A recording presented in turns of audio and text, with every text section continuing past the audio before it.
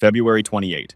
Operation Epic Fury. 900 strikes in 12 hours. Khamenei killed. Iran's navy destroyed. Missile launch rate down 86%. And yet 100 supertankers sit anchored outside the Strait of Hormuz right now with nowhere to go. 20% of the world's oil supply completely still. Brent crude at $100 a barrel.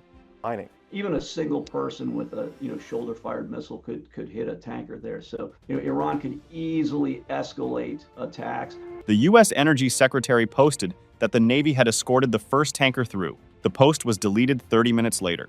Administration made a major U-turn over comments made by its energy secretary online on Tuesday. If we just executed one of the most devastating military campaigns in history, why can't we move a single oil tanker through a 1-mile stretch of water? The answer is not about firepower. It never was. The problem is not what we destroyed. It is what survived. Here is how escort mathematics works. It is not about percentages. It is about certainty. If you destroy 90% of the threat, you still cannot escort, because the 10% that survives does not become 10% of the problem. In a corridor 6 nautical miles wide, the 10% that survives is the entire problem. Let that sit for a moment. Commercial shipping through Hormuz does not use the full 1-mile width. It uses the traffic separation scheme. 2 lanes, each 2 nautical miles wide, separated by a 2 nautical mile buffer. 6 nautical miles total. You are not sailing a supertanker through open ocean. A very large crude carrier is over 1,000 feet long, 200 feet wide. You are threading a building through a hallway, and the hallway has Iran on one wall.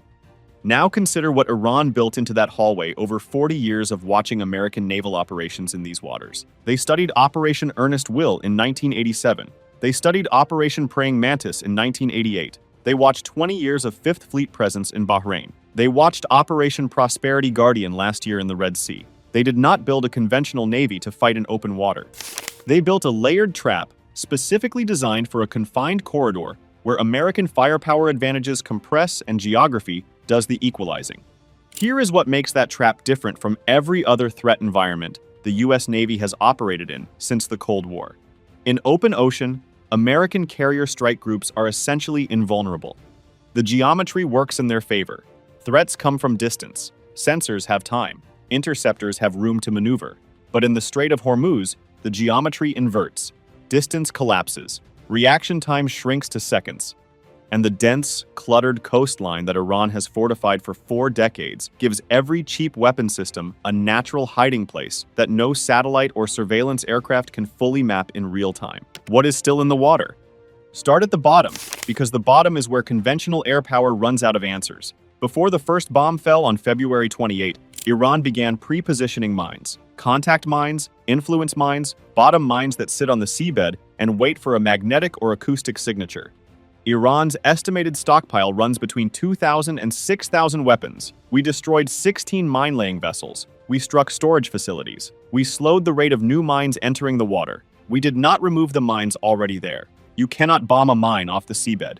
You must sweep it. Find it in murky, current-driven water with shifting sediment and visibility measured in feet. Classify it.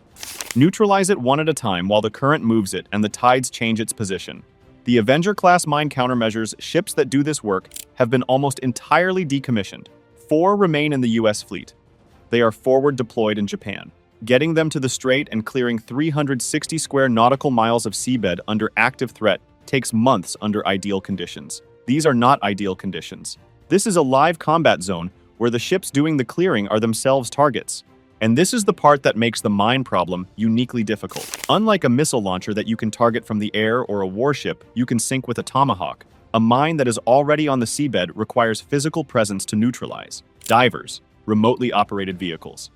Helicopter-borne sonar systems working in shallow water with poor visibility, while Iranian shore-based weapon systems remain capable of targeting them. You cannot accelerate this process with more airstrikes. You cannot technology your way past the physics of mine clearance. It is slow, methodical, dangerous work that cannot be rushed without missing mines. And a missed mine is a sunken destroyer or a burning supertanker. In 1988, during Operation Earnest Will, the USS Samuel B. Roberts hit a single Iranian contact mine. The mine cost $1,500. It blew a hole through the hull, broke the keel, flooded 2 compartments with 2,000 tons of seawater. Repair cost $89.5 million. A weapon cheaper than a motorcycle nearly sank a warship. Now imagine that mine under a supertanker, carrying 2 million barrels of crude oil in the narrowest shipping lane on Earth. The floor is not clear, and the floor cannot be cleared by bombs. Welcome to World Watch. We begin tonight with a summary of international reaction to the US raid on the Iranian oil drilling platform in the Gulf. Now look up. Iran's missile salvos have dropped 86% since the opening days of the war. An extraordinary achievement by any standard. 300 launchers eliminated. Hundreds of mobile transporter erector launchers hunted down and destroyed. But the Zagros Mountains drop straight into the sea along Iran's coastline. Ridgelines, valleys, tunnels pre-stocked 40 years ago. A mobile launcher can hide underground, drive to a surveyed firing point, launch, and relocate in under 10 minutes. We destroyed the ones we could find and track from the air. The ones we could find. The question no commander can answer with certainty is whether we found all of them. And no commander who has ever operated against a dispersed mobile launcher force in mountainous terrain will tell you they are certain they found all of them. The history of suppressing mobile missile systems is not encouraging.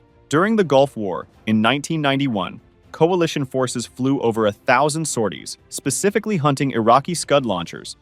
Not a single confirmed mobile launcher was destroyed by air power alone, despite weeks of dedicated effort. Iran's launchers are smaller, more numerous, and operating in terrain that was specifically chosen and prepared for exactly this scenario over 4 decades of operational planning. One surviving launcher, one Noor cruise missile flying 5 feet above the waterline at supersonic speed in terminal phase. From the Iranian coast to a tanker in the shipping lane, flight time is measured in seconds. A supertanker has no defensive systems, no chaff, no interceptors, 1,100 feet of undefended steel. We destroyed 86%, but escort does not run on percentages.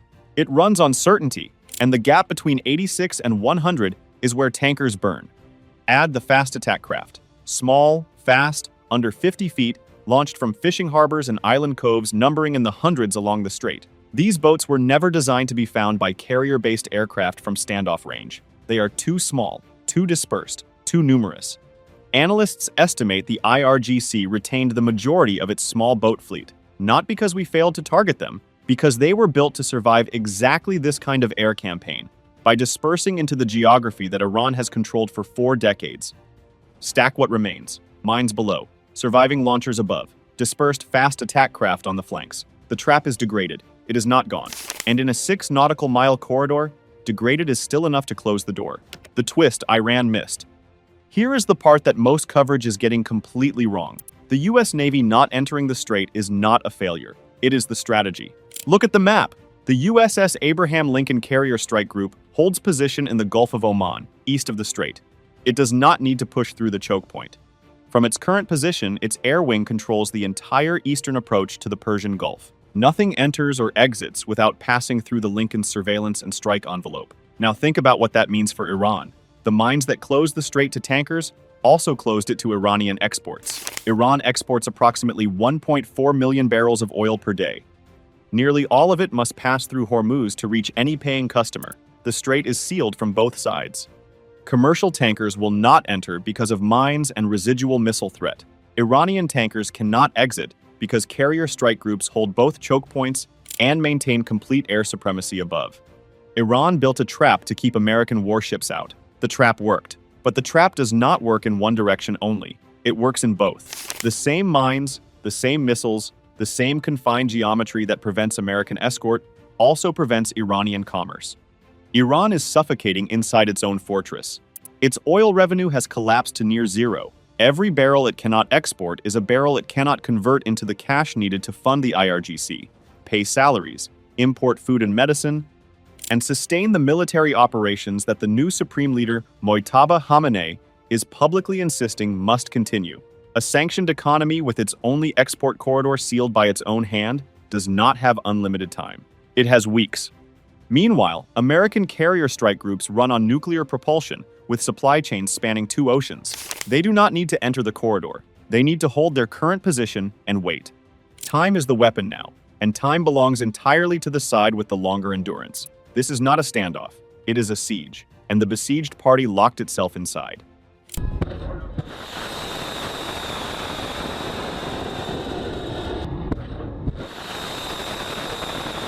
one mine on a destroyer hull, one missile into a supertanker, one burning crude carrier blocking 6 nautical miles of the world's most critical shipping lane. That is all it takes to turn the greatest naval victory in a generation into a catastrophe on live television. The country that built the trap is now imprisoned by it. The strait will open. On the Navy's timeline, not Iran's. Subscribe, because what happens next at Hormuz will reshape the global economy for years.